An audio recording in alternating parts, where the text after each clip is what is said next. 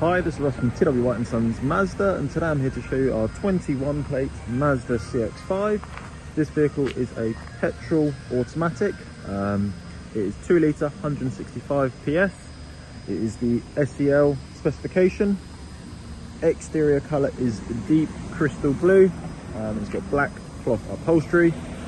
This vehicle is a 2-owner vehicle. We were actually the first owner of the vehicle. I can't remember off the top of my head whether it was a demonstrator or just a pre-reg. I think it might have been a pre-reg. And then the previous owner, she bought that from us, and then she part exchanged it. She didn't need a car this sort of size anymore, so she went down to a Mazda 3. Vehicle has got full history, full service history as well. I don't believe it's all Mazda. I think the first two were Mazda and then the third one was done independently, but full history. But yeah, so here is the vehicle. What we'll do is I'll go around, sort of point out some of the features on the exterior. We'll have a look at the interior and also some of the spec on the car. So with this, you get front parking sensors. The SE-L has the 17-inch alloys, so the smaller alloys, so you'll have a softer ride with the SE-L specification. You've still got things like privacy glass and shark fin antenna there as well. In terms of deep crystal blue, you can't quite see it on a day like today because it's very overcast.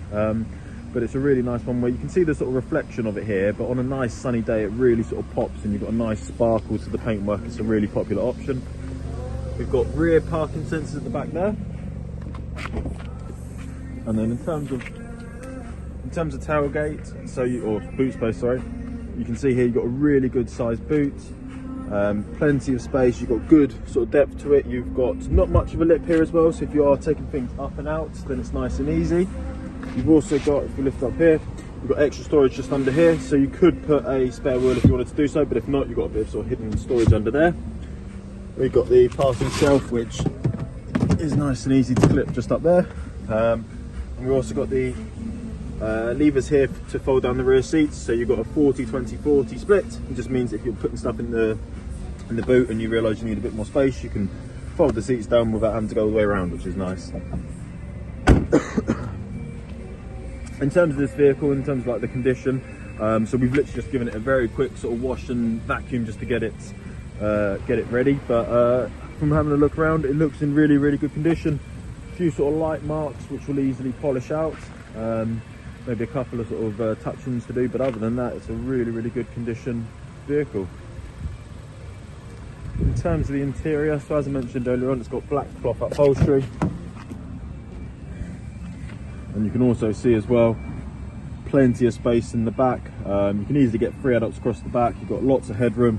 You've also got in this middle seat, folds down, you've got cup holders there and charging points. So good for those long journeys for your passengers. In terms of the front, and again, seats are in really good condition, as is the rest of the upholstery and interior. On the driver's door, all windows are electric. You've got your electric adjustment for your wing mirrors, and the wing mirrors are auto folding, but you can manually fold them in and out from there as well. A couple of buttons just down here, so that's just to basically just turn everything off. So turn off your i-stop, turn off your lane departure, turn off your traction control, and the light on means your sensors are on, but you can turn them off if you wanted to do so. Let me just step into the vehicle. Don't worry about the light on the left, that's just tyre pressure monitor light. And then in terms of the mileage, as you can see there, really, really nice low mileage, just under 15k. So yeah, really good low mileage. We've got automatic wipers on the right stalk, automatic lights on the left stalk. Vehicle has got speed limiter and radar cruise control. So with your radar cruise control, you can set the speed to a certain limit, say 70 on the motorway. And then you can change this, and this will change the distance to which the vehicle reacts to the vehicle in front of you. If the car in front starts to slow down, this car will automatically slow down for you, and then we'll go back up to the speed you've set it at. So it just means that if you're doing those longer journeys, it can just make that drive a little bit easier for you. Left-hand side of the steering wheel is all your like audio controls, so your volume, voice commands, change track or radio station, and then Bluetooth, accept or reject an incoming call, and then info will change the information that's displayed on the right side here. Moving to centre. So we've got a nice big leather armrest here. It's big enough for both you and the front passenger to share. We've got storage in here, so you've got a nice bit of depth there. This bit comes out, as you can see. You've got the SD card for the navigation, 2 USBs. That is your auxiliary, and then that is your 12 volt. There we go, got there in the end. Top one, as you can see, it's got a little phone next to it. That is where you will plug your device in for your Apple CarPlay and Android Auto. So if you haven't used that before, it will just mirror some of the apps on your phone onto the screen, things like Google Maps, Waze, Spotify, and just makes it look exactly how it does on your phone.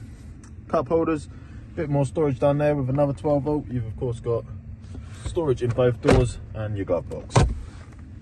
We've got an electric parking brake with the auto hold feature. Volume can also be changed from here as well as on your steering wheel. And then these are your controls for your infotainment system. So whilst you are stationary, you can use the touchscreen, but when you're driving, you would just navigate through everything here, spinning this, push on the top to select, and then your shortcut buttons there.